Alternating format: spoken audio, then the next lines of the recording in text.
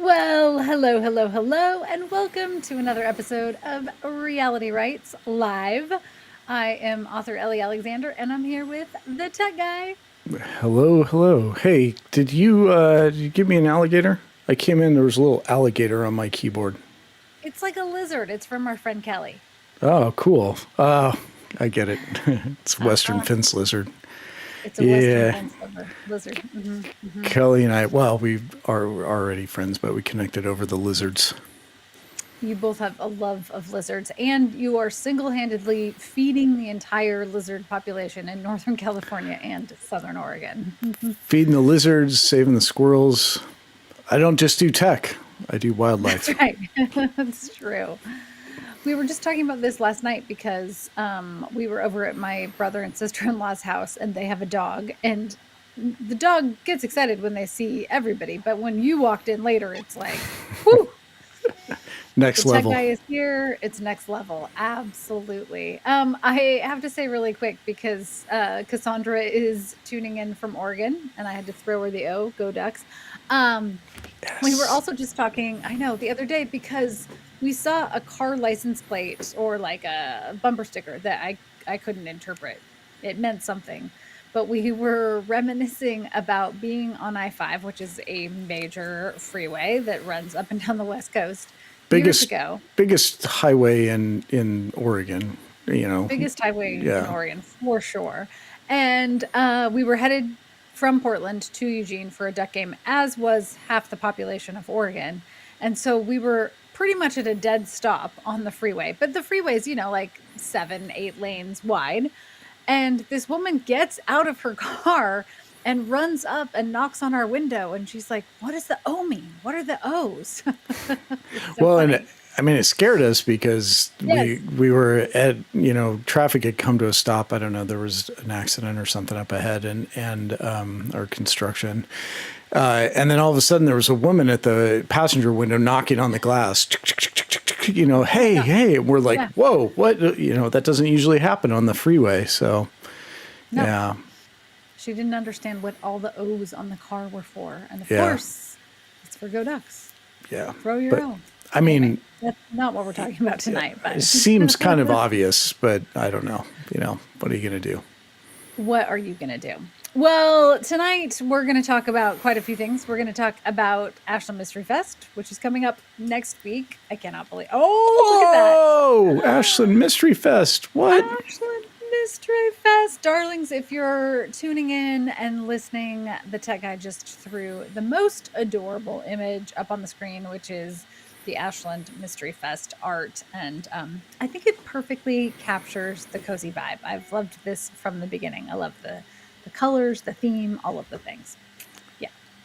We're going to, in a minute here, we're going to show a really cool video, promo video that a crew shot last year. So the dates that are going to show on the 2 years screen ago. 2 years ago, right? But Yeah. it was advertising for the Yes, yes. 2024, which Right. so I'm throwing the current dates this year. It's October 16th through 19th because the dates are going to look different when you watch the video in a minute. So just so there's no confusion. But, if you need more details, ashlandmysteryfest.com. You can actually go to ashlandmysteryfestival.com if you want to type the whole word in. That'll work too. Yeah, I just hope that the shutdown doesn't affect people's ability to get there next week.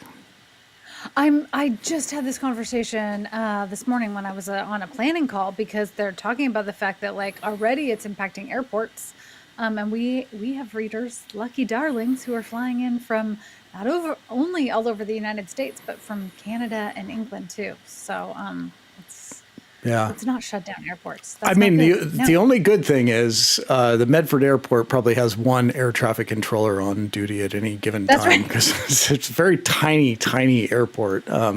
Yeah.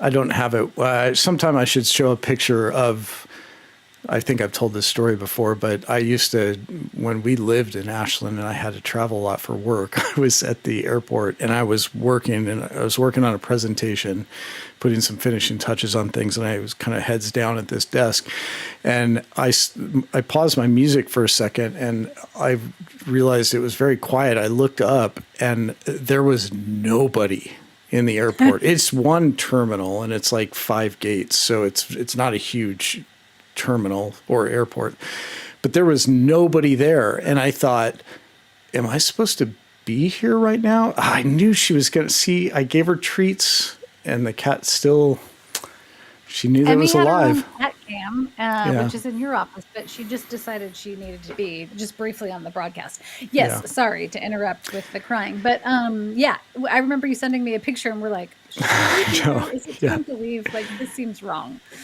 It just because my flight had been delayed, and I don't know, it was weird, but that was an interesting experience. But anyway, hopefully everything gets worked out and everybody can make it without any issues or delays, because there's a lot of good stuff planned. I know we've been working around the clock for the last week plus. I mean, we've been working for a year with an entire team to bring you this, but the last week or so has been like final push before the festival. So we're ready to go. And Joseph is saying so much of his life is up in the air over the shutdown, and now I have Emmy hair in my mouth. I know, it's so fun. None of us want this. No one wants it. But we're going to put all the good vibes out to everyone being able to join us in Ashland next week.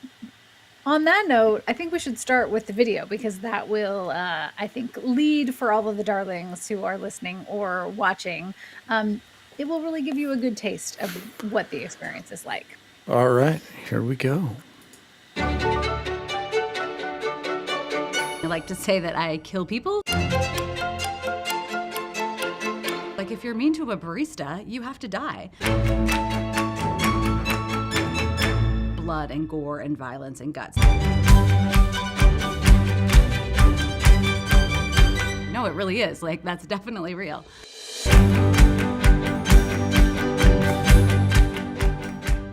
I am author Ellie Alexander, and I like to say that I kill people, fictionally speaking, for a living. And my long-running series, The Bake Shop Mysteries, is set here in the gorgeous Ashland, Oregon, where a pastry chef, Juliet Montague Capshaw, bakes up gorgeous, sweet and savory pastries and sleuths out killers. Mystery Fest is a fully immersive weekend. So this is the mystery festival of my bookish dreams growing up. The idea is for readers to get to fully experience Ashland, as well as the locations that the Bake Shop Mystery Series are inspired by, but it's also about meeting other authors, making connections with readers from all across the country.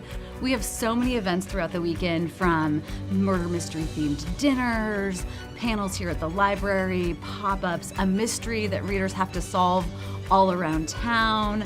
There are going to be pub crawls and just a way for readers to really connect and build friendships while they're here in Ashland.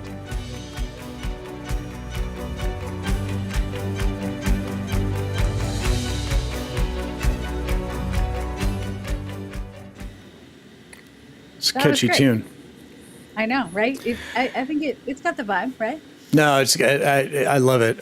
It's so funny because I'm glad that after the intro, they go back to you and you talk about doing this stuff fictionally, and how, the Mystery Fest is all about like fun and connections and everything, because it's like blood, guts, and murder. I kill people, just like, I'm like, whoa, this is a whole different kind of festival.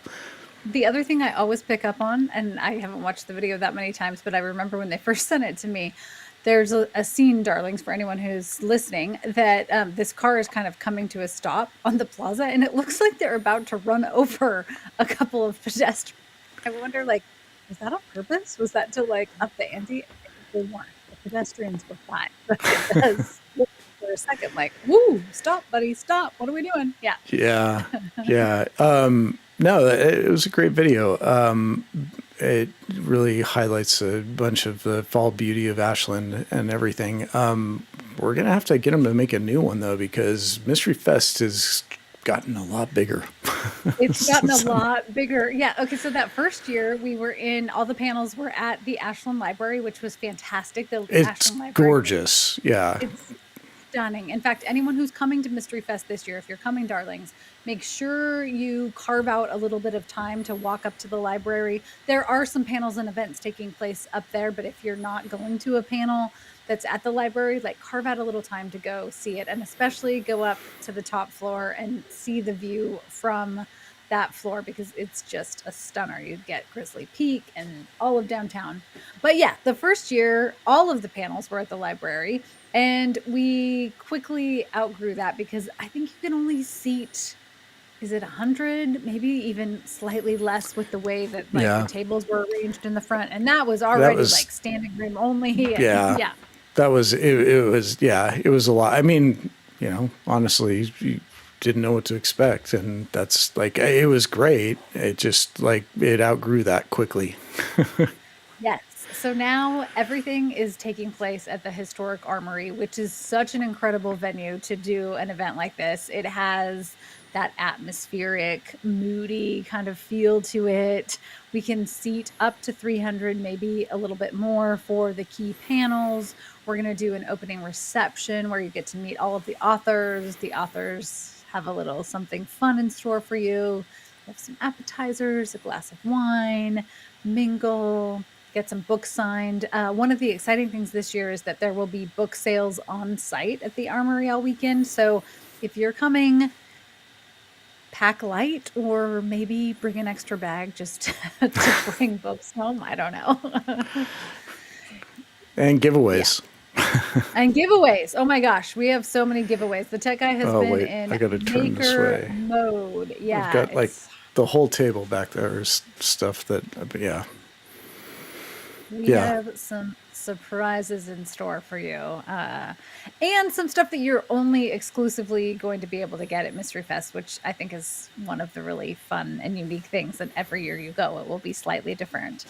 Um, my favorite piece is that the crime scene is going to be situated at the Armory. So in the first 2 years, we took this on and we had posters and little clues all around town, which was quite the fun challenge, running back and forth and making sure they were all in place. We've talked about that before.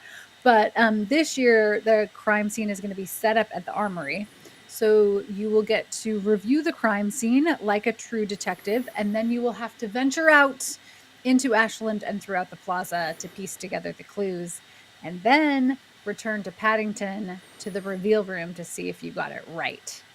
Yeah, Should be it's going to fun. be really cool. And just for the darlings out there who haven't been to Ashland, when we're talking about the Armory, this is a historic armory. It's actually a big concert hall now. Yes. So we're not going to be having Mystery Fest among Humvees and armored personnel carriers and stuff. So that armory is like a mile and a half, 2 miles down the street for the National Guard Armory, which is out a little bit outside of the downtown area. Yeah. So, Yeah. No. so this venue is really cool. We had the main panels there last year, and I think it worked out really well. It's just a nice venue, and like you said, it can seat a lot more people a lot more comfortably. Yes. And then, like in years past, one of the goals with this particular festival is to have everyone who come feel like you are stepping into the pages of a novel, like you are sleuths for the weekend. And so there are events happening throughout town all weekend long. Literally everything from a haunted ski ride on Mount A to a Shakespeare tea with a team at OSF, and then murder mystery dinners and regular teas and cooking classes and panels and haunted walking tours, and the list goes on and on and on. It's just getting bigger and better every year, which is fantastic. But I feel like, I need like 27,000 spreadsheets open at any time to be Right. like, oh yeah, can we make that work? Like, how do we add that one into? Like, yeah, pretty cool. Totally. And I like it's funny you say that because right before this is the first time we've done a live on a weeknight, and I can't even remember how long. So I I know. was like, Yeah. oh, I've got the video ready and I've got the Mystery Fest graphic ready. Hey, I'll get the agenda and I'll put that on. And I went to the site because I was just going to grab a screenshot of it. And I couldn't even think about how to start because it would have had to have been like 8 slides. There's just so much. I just remember that first year I was able to fit everything just kind of in one text block on the side here. And now it's just, everything has just grown. And it's been so fun to see the number of businesses that are like, hey, how can I get involved? Like, I want to be part of Mystery Fest. And that's really great. It's been super fun. Yeah, there are going to be reader meetups at coffee houses and crafternoon at the library. One of the authors who's coming writes Choose Your Own Adventures, Tina Connolly. So she's going to teach kids through this junior Sherlock workshop how to write their own Choose Your Own Adventure novels. We're doing a sleuth dinner on Saturday night at Ashland Springs where everyone is coming in costume and each author is hosting a table. So everyone who attends will get to have dinner with an author. And I have some inside scoop on what the authors are doing for their tables. And let me tell you, it's pretty amazing, but no spoilers. Absolutely Oh, wait, no spoilers. you haven't even told me. Did you do that on purpose because you knew that I would freak out and have to like, okay. Yeah. Yeah. So no, now what you're saying is after this, I gotta rework this whole table. No, our table is set. Our table's going to be fantastic. Our costumes are going to be awesome. We've just got our costumes in the mail. Yeah, we will share. So any darlings who can't attend, we're going to be giving live updates throughout the festival. I'm tucking some things aside to share afterwards, and we will definitely share costume photos for sure. Sue in the comments is saying, so many wonderful authors, best things for me, an author. It's so incredible to get to spend time with my colleagues.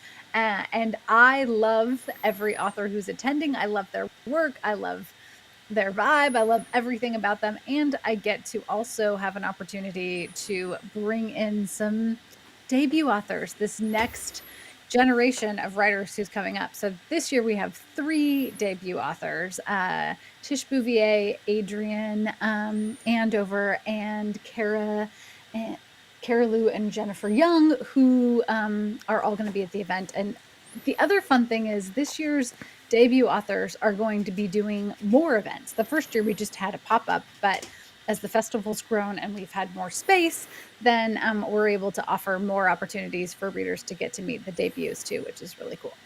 Yeah.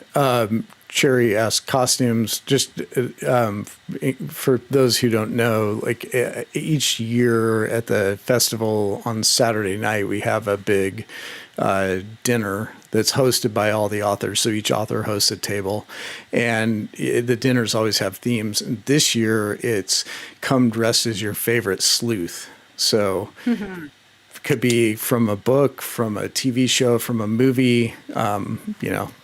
Just I really hope that somebody comes dressed as Scooby-Doo.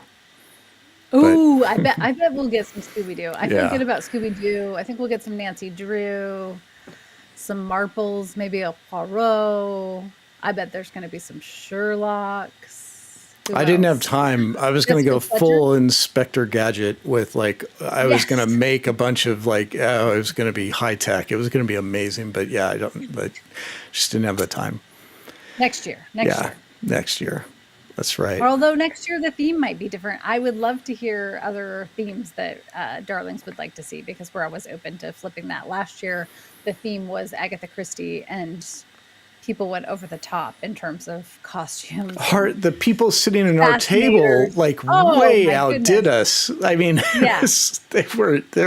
and the whole group, or almost the whole group, just came for that dinner. Like they didn't even, they weren't even part of the festival. They just saw it and were like, hey, that looks like fun. And they all worked together and they went all out on the costumes. It was amazing.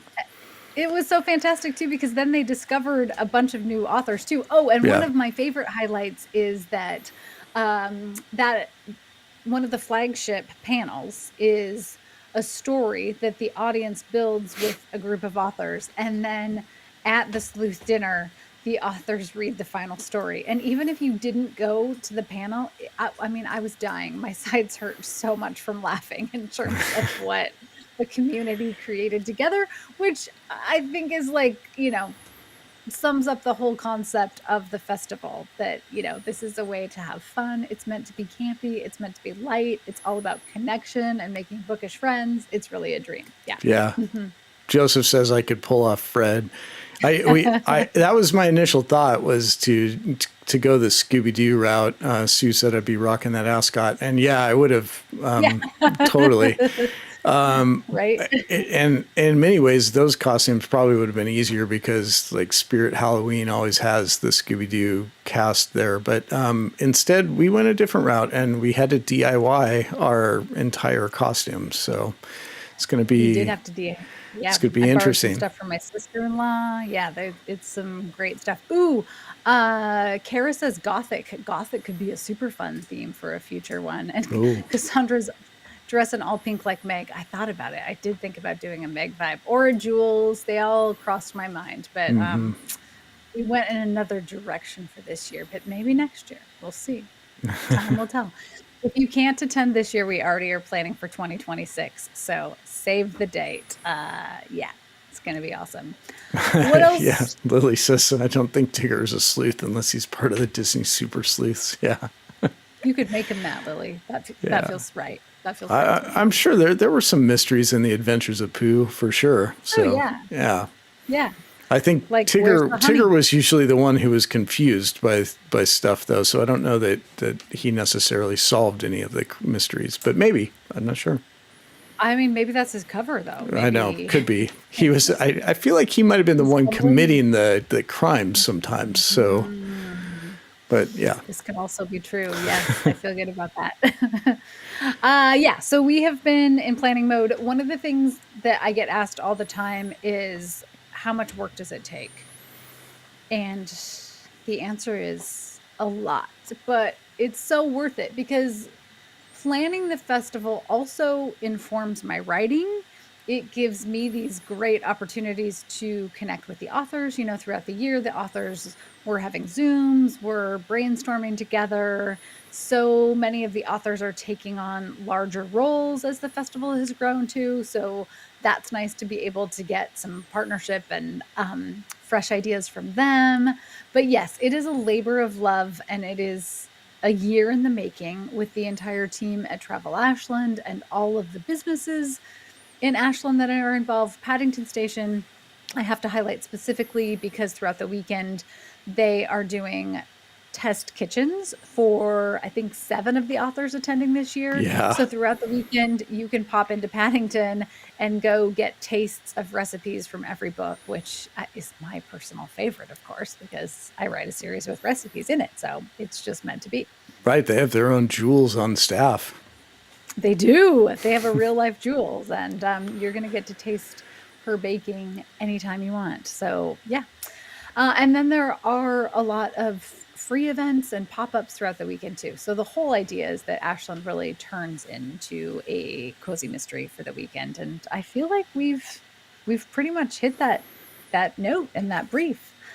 So now I'm getting to the point that I don't think I'm going to sleep for the next week, because I'm in excited mode. But well, and of course I get to host, my big contribution is I host a happy hour.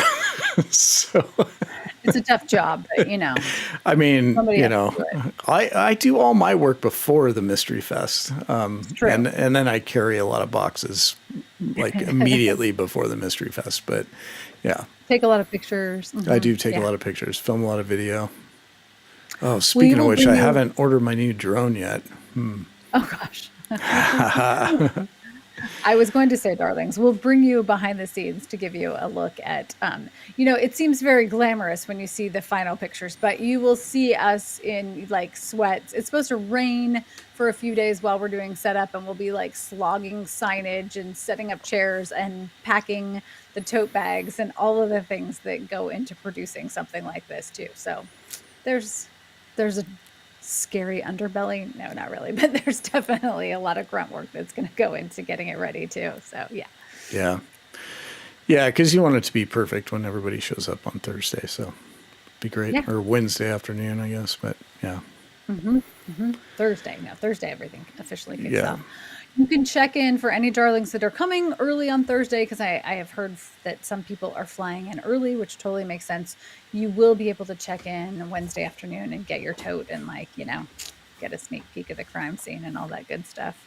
The other exciting news that's going to happen while we are at Mystery Fest is my first rom-com is going to release that week, which is still bonkers to me. There it is. Isn't she gorgeous? A Cozy Kind of Christmas. She came for the story. Her heart had other plans. I don't write that cover copy. The team at the publishing house does, but I mean, I feel like that sums it up. This book comes out on October 13th, so next Monday. I'm hoping that I will have some copies to share by then. Fingers crossed. It will be great that if you find me at Mystery Fest and I happen to have them in my hot little hands, I will share them. I'm absolutely in love with this cover. I think it captures all of the cozy vibes. And for anyone who's unfamiliar, this is a reunion for Meg Reed, my original mystery series that has been re-released over the last couple months. This book takes place in Bend, Oregon, and it's told from multiple POVs. So 3 different points of views from 3 women who are at varying stages of love. And they're all meeting in Bend for Matt's 30th birthday party. And that's about as much as I can say without giving it all away. But it's holiday. It's Bend, Oregon. We get to meet these characters 7, 8 years later, which was so fun for me because I had written those books. Well, I first started writing the original series in 2011, 2012. So it's been a long time. And so it was fascinating to watch how my writing has changed, to think about what Meg and Matt and Jill and Gam and Mom have all been up to over the last decade or so and bring them back in a different way. I did get a few DMs when I shared the cover as to whether or not this is spicy. It is not spicy. So if you love a really spicy romance, this one is maybe not for you. This is more about, it's definitely romancy in that it's love stories and happily ever afters at the holidays, but this is much more about female friendship, storytelling. It's light on the spice. Think Hallmark style in terms of spice. Yeah. Now I can't see you, Tech. You've just vanished on. Oh, there he is. I'm back. Hey, can I show him something that I did? Sure. Because I showed you. I just wanted to, I wanted to see if I could do it. So I took the cover. Oh, I know what you did. And I did this. Oh, they're so cute. They're walking away with their tree. I shared this today on social. Oh, did you? See? Yeah. I was at work. I didn't see it. Oh. Yeah, no, it's all good. Yeah. It's so cute. Cool. No 50 Shades. Lily's asking. No, it's definitely not 50 Shades. It's the opposite. Yeah. First dates, maybe? Or what was the Drew Barrymore movie back in the day? Yeah. No, I'm so excited to share it. I can't wait to. It's definitely in my style. I think I've written for so long and I know my voice. I'm solid with my voice. I'm solid with the tone, and I know these characters well. So if you've enjoyed my mysteries, I feel like this is mystery adjacent. There is just no body involved. There's no crime, there's no body, but there's lots of holiday drama. and emotional angst and some growing up that's happened from the last time we left off with Meg. But then wait, Wasn't there's it more. Taylor that said no body, no crime? No body, no crime. Exactly. All right. Yeah. But Okay. wait, there's more. Because Yeah. oh wait, you know what I forgot? Because this is What? gotta have a Oh. little Christmas music because okay. So cute. Okay, yeah. So the following week, back-to-back Mondays, comes Clued into Love. This is my second rom-com, and the way that it works in the rom-com genre is that you take a secondary character and you spin them off into the next book. So this is what has happened with A Cozy Kind of Christmas. We're going to meet Marissa in A Cozy Kind of Christmas, just briefly. We're going to get a touch of her. She's a food stylist. She owns a catering business that she's trying to get off the ground called Yes Cheese, because you know me, I have to be cheesy. And so Clued into Love, the second book that comes out on October 20th, Marissa's story is going to be front and center. And then again, we're going to get multiple POVs. We're going to get to meet two other women, and all of their stories are going to intersect and cross in this one as well, which is apparently what I like to do. I didn't know that until I started writing this book, actually. We talked about this on a previous episode, but I actually wrote Clued into Love first. I wrote this book in 2020, and then I wrote A Cozy Kind of Christmas a few years later. So it was really fun to get to put Marissa into A Cozy Kind of Christmas after I had really already gotten to know her in this book. So we meet Marissa and two other women who are all in some way, shape, or form participating in a holiday scavenger hunt in Bend, Oregon. And I had so much fun building the scavenger hunt out. And so I think that's going to have to be our next in-person event. We keep going with Mystery Fest, and then we add in a winter holiday scavenger hunt. Right. Well, which is sounds like it's going to be a thing. At least maybe in Sun River. Yeah, based on your last. Yeah. So for anybody who wasn't, I think we talked about it a couple episodes ago, but We did, yeah. your last book talk up at Sun River Books, a woman from the Chamber of Commerce was there and was like, I love this idea. Let's do it. Let's do a scavenger hunt in real life to, you know, coincide with the book. So then we're going to get to a point where, you know, like every month we have a new book festival, and we just have a book festival like throughout the country. I don't know. It turns into a traveling roving show. yeah, totally. No, but I think it'd be really cool to put something like that on. Although I can't even imagine how much work that's going to be. So no, I know. Yeah, totally. I know. It's true. I know. Sandy drove all the way from Portland, well, from Canby to see me in Sun River. She gets the prize. She's also driven all the way to Leavenworth. Such a dream. Yeah, come to Sun River. Although we got to hang out longer in Sun River. That's the goal. I know, Joseph, we would love to do an East Coast event.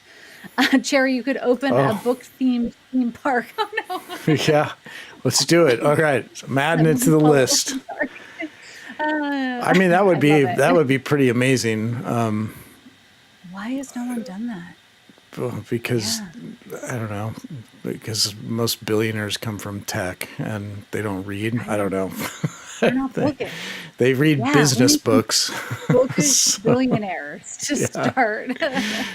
Yeah. We do need to make it around to a lot of places. So Ohio, some kind of Michigan trip would be nice. Yeah, I know. East Coast. We'll make it happen. Yeah. 2026. We'll put energy out into the world for that. It could happen. It could definitely happen. Cool. Yeah, so we have a lot coming up in the next week between Mystery Fest and, I just hit my microphone. Not one, but two holiday rom-coms. So we will have lots to share in terms of copies, in terms of behind the scenes.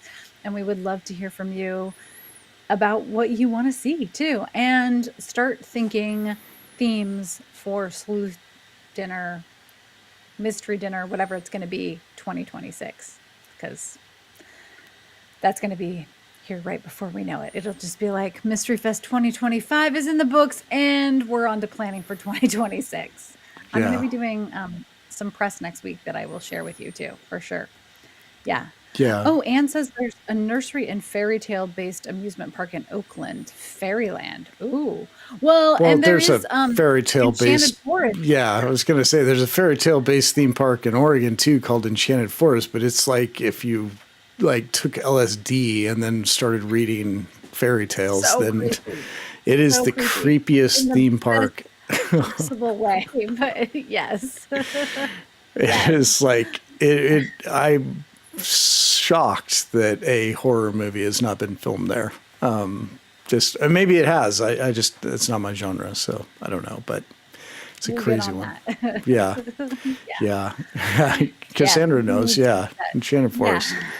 We've all been Yeah. Somebody many needs to set times, but a book there. Uh-huh. yeah.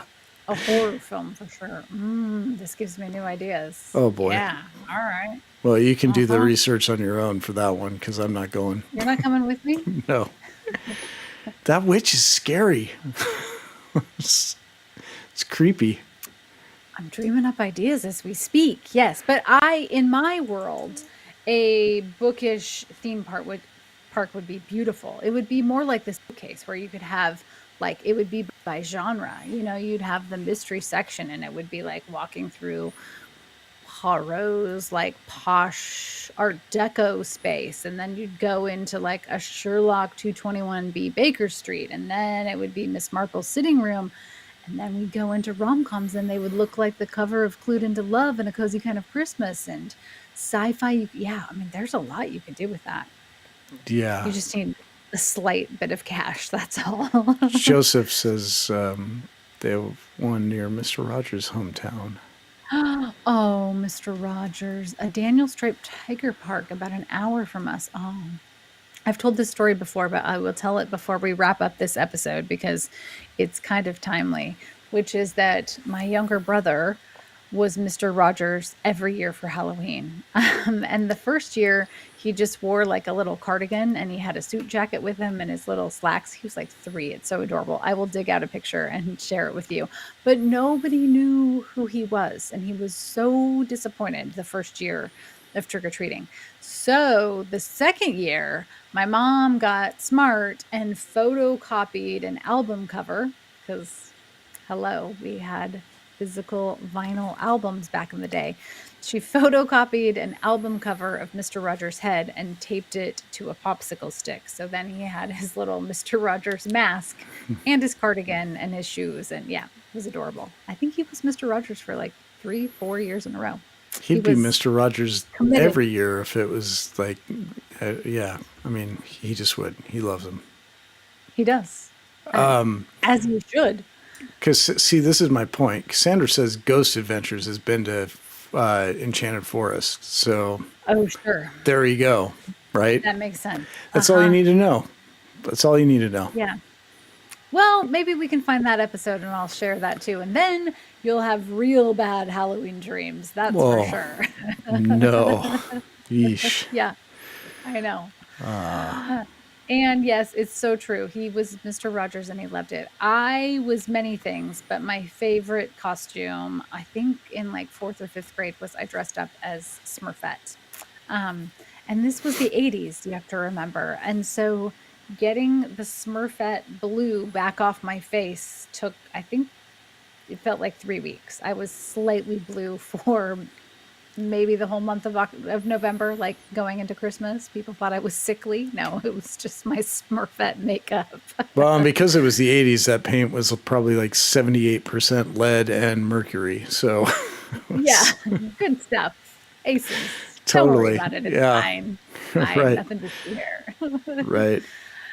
Yeah. All right. Well, on that note, happy month of Halloween. Hopefully you're already decorating it in the spirit. And for those darlings coming to Ashland, we will see you in a week.